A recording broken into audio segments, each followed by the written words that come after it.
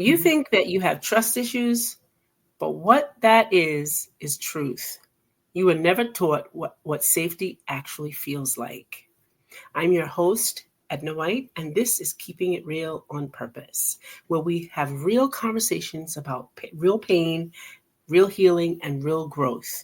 Today, we're talking with Sally Jones, a child protection advocate and founder of SQS for Kids.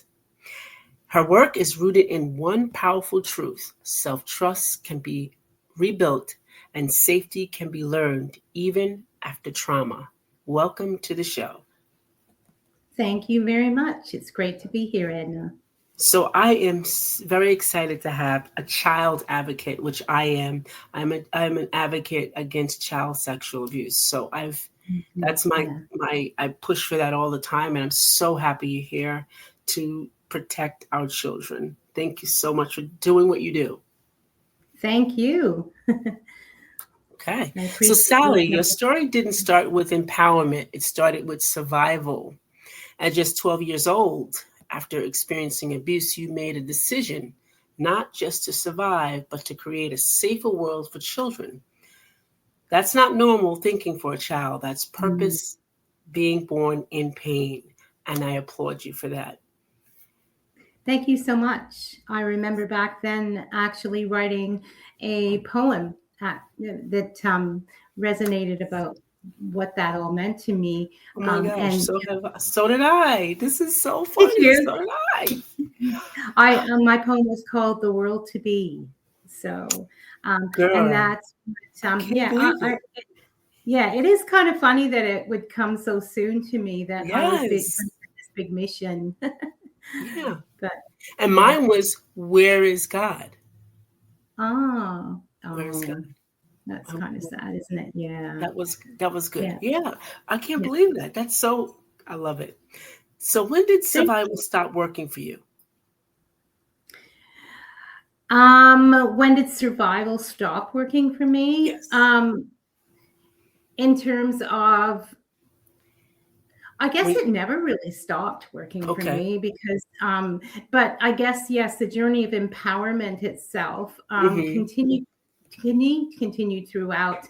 And I think when I learned about attachment theory when I was in university, I made some really solid, I had some great mentors. I worked through Greg Moran, and actually we consulted with Mary Ainsworth when they were doing The Strange Situation back in the day for attachment and bonding theory.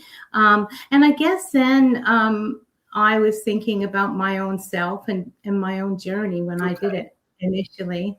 In fact, that was my end thesis, all about myself, and could I find pathways to healing? And I did see that there is hope, and that if people, if I respond to the world maybe differently and try to be empowered myself to do something that made some kind of sense of the abuse that I went through, that I could change and become more empowered in the journey that I'd gone through. Yeah. Wow. So you talked about hope, and hope is, a general word that I know it's probably been thrown around a lot. And now there's certainty. Which in your journey have you held on to, and which one have you lived out? Hope or certainty? Wow, that's a big question, because I think that continues on in some format throughout your whole journey. I still have hope, because part of me goes, oh my gosh, is this ever going to happen? And I'm kind of hanging on to that as much, because it's my life dream. Hope is that it actually comes into fruition, and that everything happens that I'm building right now. Because if it didn't, it would be devastating to me, because it would be like it wasn't, my journey wasn't worth having all of this, and doing all of this work. I've been really resilient throughout my whole life. So I've worked really, people call me a dog with a bone. So that hope I clung on to and continue to do so. Right. Hope, though, is a big word when you think about when I was a young child. Of course, Mm-hmm. Right, right. I I was doing my writing like you were and hoping for a better world. And now I'm creating it. So, Right. um, yeah, it comes with big empowerment these days, and recognition is doing everything to kind of solidify that Mm-hmm. hope. Right. And I'm actually feeling like it's going to happen, Edna. Right. Going Right, on and right, it's working so well. It's like, oh my gosh, this might actually happen. yeah, So well, this is going to happen. Let's put yeah, it that way. and that's certainty. Yeah, that's certainty. Yeah. Hmm. Yeah. So yeah, that's really quite recent, the certainty. Yeah, So yeah, interesting how that would yeah, move on to. yeah. I think hope is what we hold on to when we don't understand.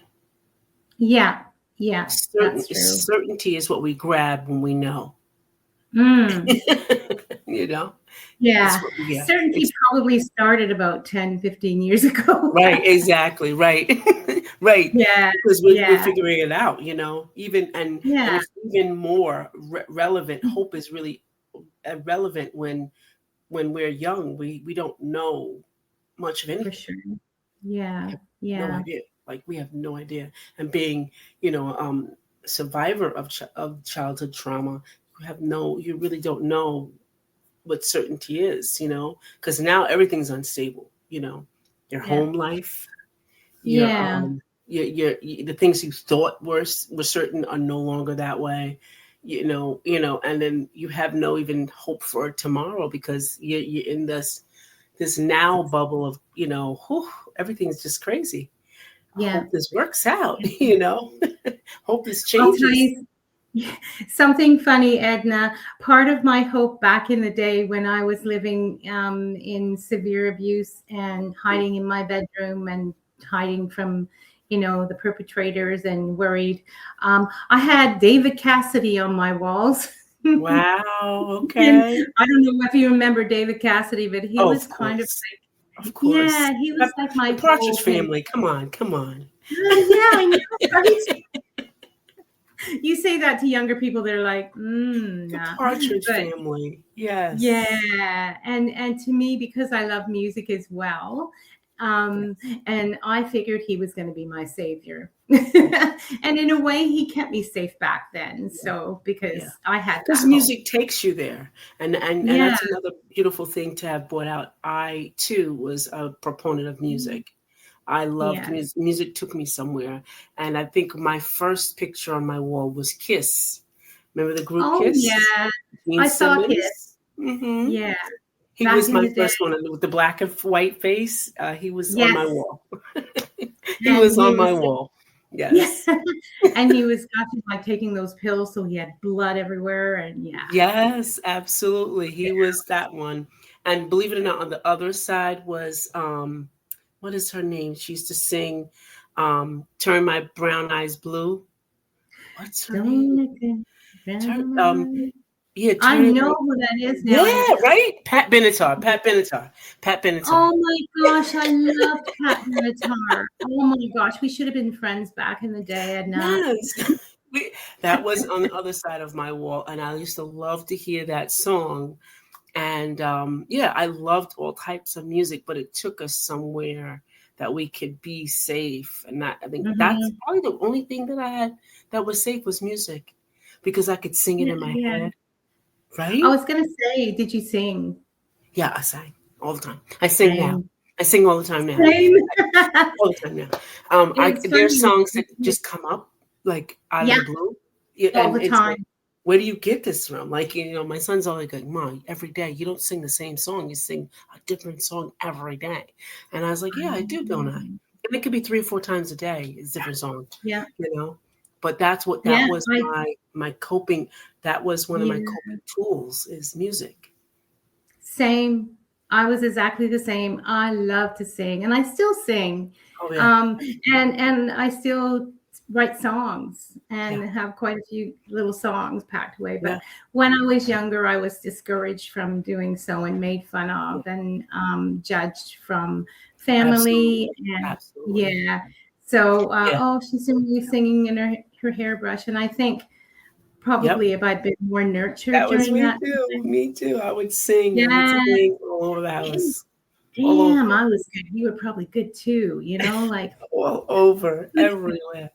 That's one thing my mom didn't. Well, I guess because my mom was always working, so it wasn't like she would say don't sing. But when she was home, she wouldn't stop us from doing, being kids as much as we Yeah. possibly could, But yeah, singing was my thing. I could, and then being abused, you kind of go there. You Mhm. go right there. Yeah. You pick a song and you stay Mm. there. You sing it. You sing it over and over and again Yeah. until it's over, till whatever's over, Oh, or when it's over, you're singing another song. You're like, where do you go? And you just start listening yeah. to the song. Yeah, Sounds right. like it could be even, a form of dissociation, isn't it? Yes, yes, Where you kind of break free from the yes, abuse and you find your yes. happy place, That is or correct. your That hope. is correct. Hope. Yeah. And I remember having a doll that I think my mom found at a thrift store. I'm not really sure, or maybe Mhm. someone gave it to me. It was olive oil. Do you remember olive oil from Popeye? Yeah, that's Popeye's girlfriend. Yes, I had her. She was my Raggedy Ann, and Oh, that was my song to save me from when the perpetrator would come, and I would yeah. sing "I'm Popeye the Sailor Man," and I'd repeat the song over and over and over Yeah, again. yeah. Edna, you and I had very similar childhood. Yes, yes, Similar. so much so. Yeah. That's crazy. That And is looks really like you're cool. doing wonderful things too. So Oh, for me, I yeah, mean, I'll be doing absolutely. podcasts as well, and Alchemy of Trauma, Yes, you're doing speaking to just people. beautifully, Yeah. just beautifully. So Yeah. I want to step back and talk about your advocacy with SQS Oh, for kids. mhm. Talk about that to the audience and what that is. Well, okay. I was a teacher for 30 years, and during my teaching, and I of course brought all of my skills from the other jobs and from university and that kind of thing, from attachment theory, um, into it. And I also was a forensic nurse back in the Mhm. day, and also learned a lot about mental health and Okay. intergeneration transition of abuse as well. So I saw a lot of gaps in the system based on my lived experience and also based on my jobs and education. Gotcha. So one of the biggest things was there was stranger danger happening during the day. Everybody was teaching about stranger danger, and I thought that's Hmm. basically setting kids up, Hmm. because especially kids with disabilities who I taught, Right. like, oh, you can hug your uncle, whoever, and it's okay to be close to these Right. people. They're Right. your family, they'll never Yeah. hurt you, which is, of Yeah. course, one of the biggest fallacies out there. Right. Um, so, and I'm like, well, who do kids trust? You can't say you can trust anybody. Hmm. So, who do they trust? Well, the only person they can be sure to trust in their whole life is themselves, as we would know. Right. Um, and that was even a little bit shaky. I don't think I even trusted myself, or maybe not trusted others, because I never did Right. disclose to anybody ever. Hmm. Um, so I took that with me throughout, and I thought, how do I do a system where kids learn to trust themselves? And that was like the biggest start. Once I could figure out, okay, they can trust themselves by their actual instincts and their primary defense system. So trust their gut reflex, trust that inner voice that's so wise and so intuitive and always tells them the right thing to Right. do. And then use that voice to be able to talk to someone, to self-advocate for themselves, but not just around that, about their wants and their needs and their rights in general as well. So Right. empowerment of voice for me was huge. Plus gut reflex power, and understanding emotions, because so many kids have difficulty with emotional regulation these days. Yes. And I think it's because, I'm not sure, maybe leaky systems, people who are overprotecting them and so on. Maybe it's not as sharp as it used to be, because generationally these things will, fade out if we're not careful. So Right. I think sharpening their senses and getting to understand their body, and why it's doing what it's doing, and having some cognition around that, and really honing in on those things to get them to trust their body. Once they trust their body, they're now trusting themselves and their Gotcha. emotions. Gotcha. So once they trust themselves, then they can reach out and trust other people. Absolutely. Yeah, and then that's when I look at and teach all about grooming behavior to kids. They're really young. They're 5 to 6 years old, years 1 and 2, or grade 1 and 2, you call there. But that is where you build the foundation, because child protection there looks very different than child protection in years 5 or 6, for example. You're looking at social media, you're looking at trafficking, and not that it can't happen when they're really little as well, but other issues come up for them, bullying online, that type of thing. So for these guys, I thought, if I get a structure that's really sound and really good, then we can grow from that.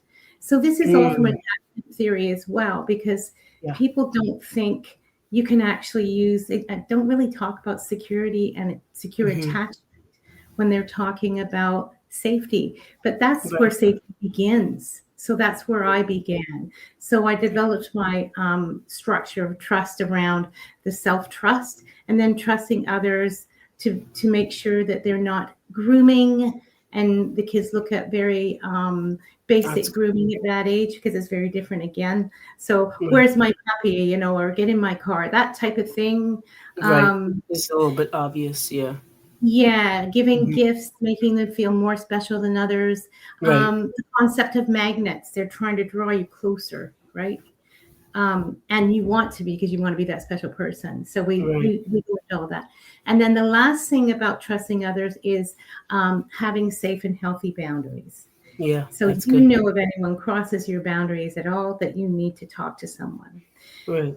And I guess around that is all encapsulating is that they build and develop we call them champions or safe people. So safe champions in all aspects of their life, so they can actually build a relationship, a trusting relationship with a trusted adult. And that's the core bones of the program. Gotcha.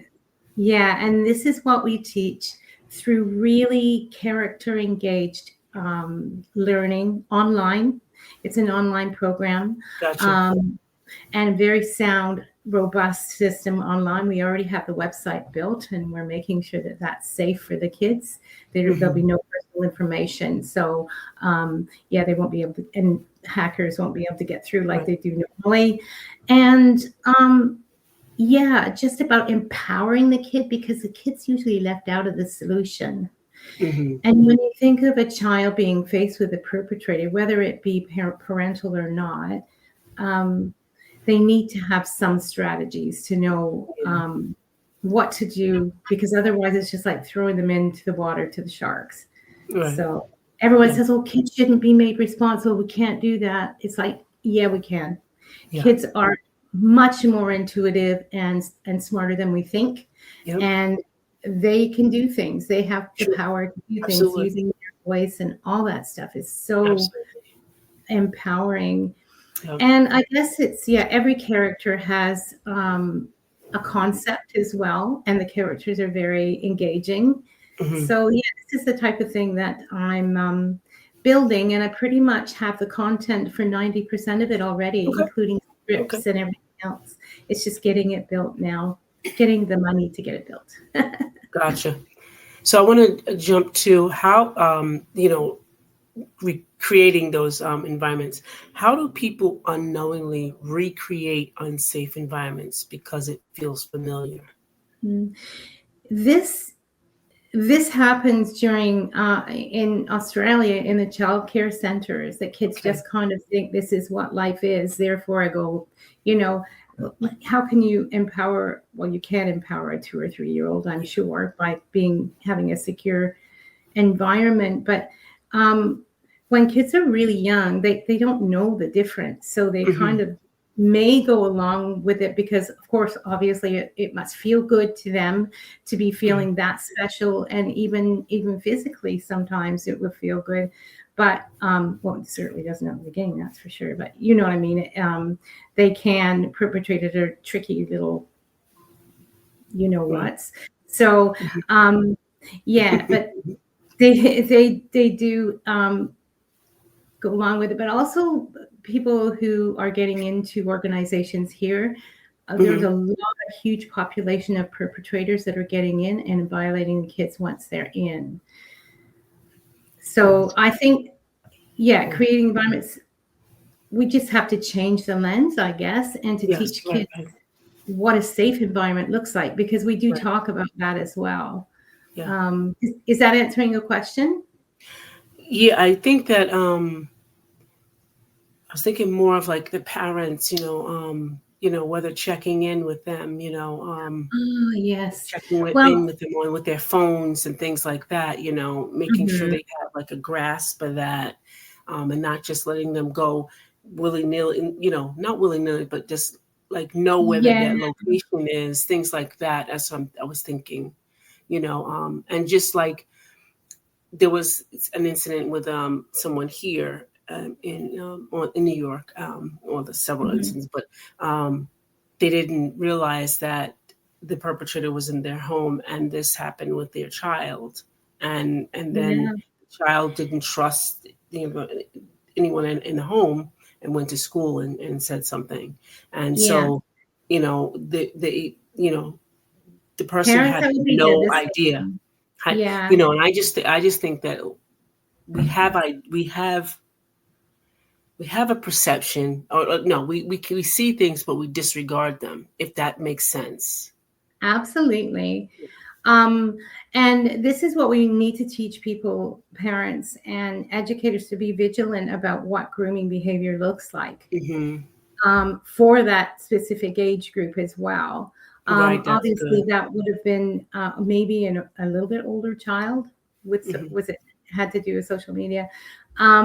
Here they have a ban on social media, so Wow, kids okay. aren't allowed to be on until they're 16. But that doesn't change the fact that they find a way to get Yeah, on. they do. Right. That, Exactly. I was going to say that they find a way. yeah, and 70%, it shows in that 70% have now figured out how to get into their system anyway. So 70%, and that's after a media ban after a couple of months. Yeah. But in every aspect, I think parents just have to be really vigilant in Hmm. overseeing their child's Right. Right. life, Of course. because it can happen in any aspect of their life. Right. So understanding grooming, understanding someone that takes a special interest in their child. Hmm. That And especially blended families. That's so important. Like blended Yeah. families, boyfriends.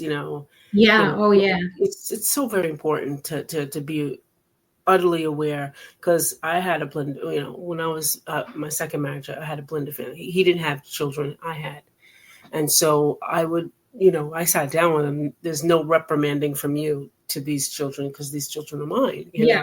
Yeah. And there's no, going in their rooms, none of that stuff. That kind of, you have to kind of That's good. make those Yeah. conversations happen, even though they might be uncomfortable.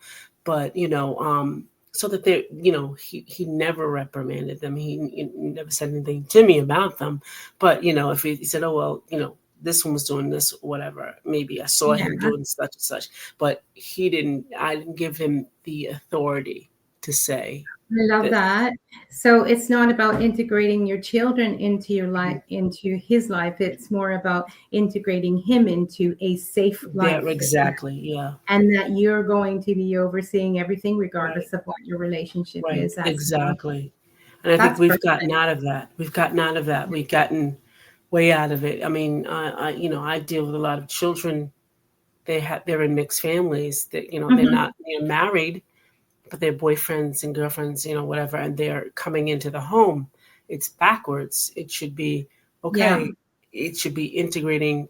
The children should be the ones that having that conversation. You have Yeah. this person's coming around, and this person. They should know all about that person before Yeah. you just, oh, here we go, and Yeah. we're doing it totally No, backwards, and that's why there's so much um, sexual trauma with children. yeah, There's so much I of it. agree. I agree. Um, Yeah, I think what you've done, a narrative like that to parents would be really, really good, so that they could kind of replicate that kind of environment and that kind of Right. mindset. Right. Yeah, I think that's beautiful.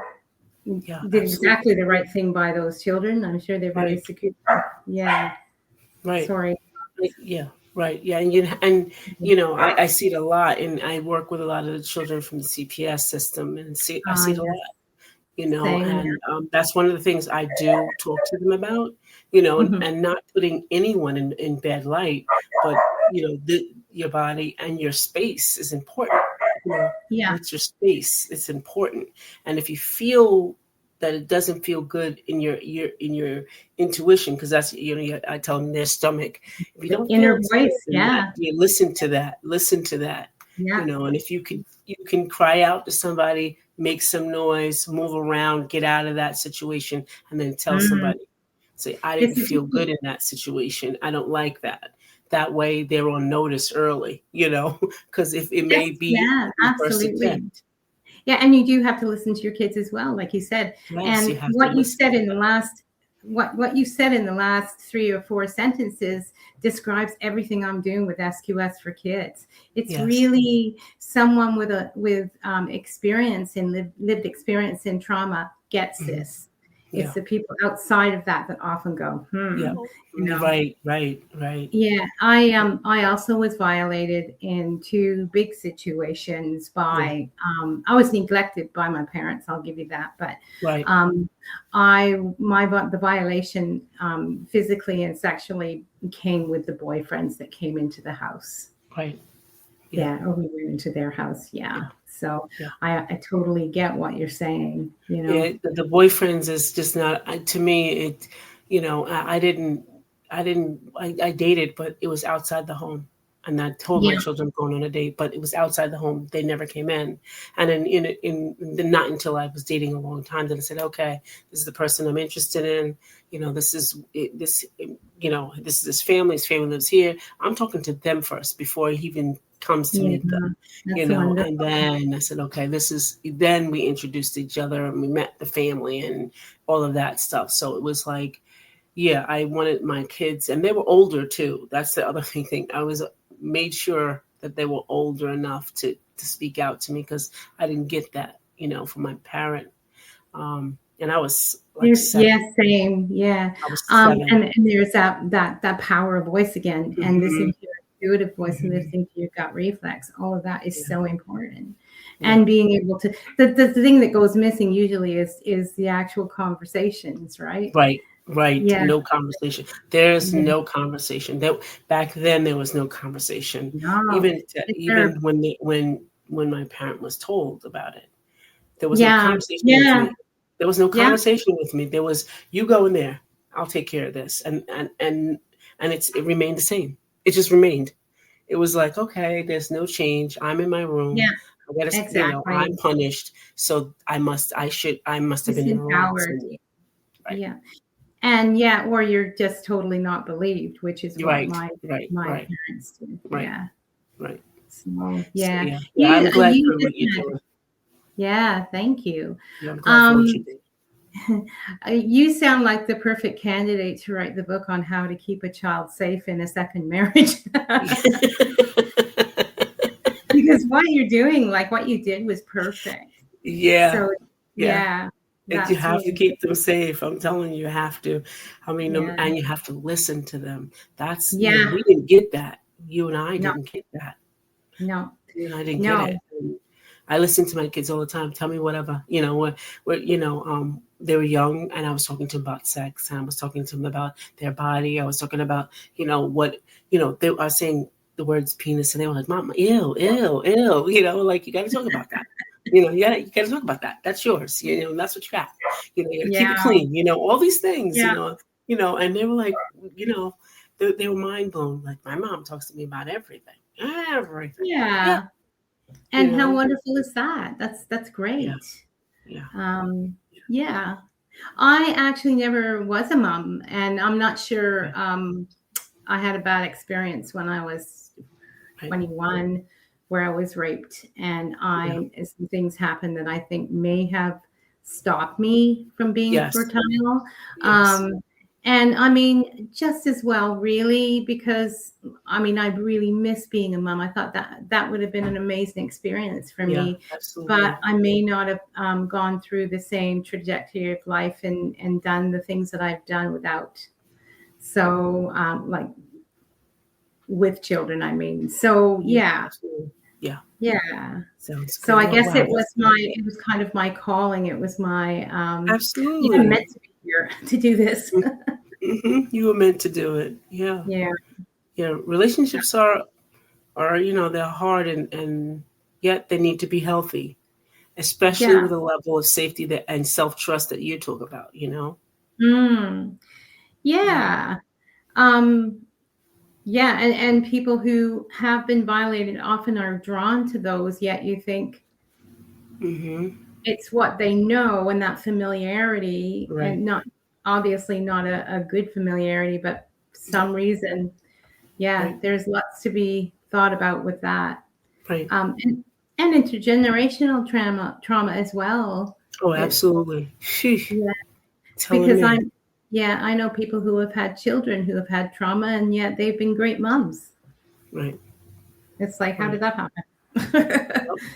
Yeah. Decisions, girl, decisions. So Yeah. somebody was going through this, what we're talking about right now. Mhm. What would you give them to look back on and strengthen them?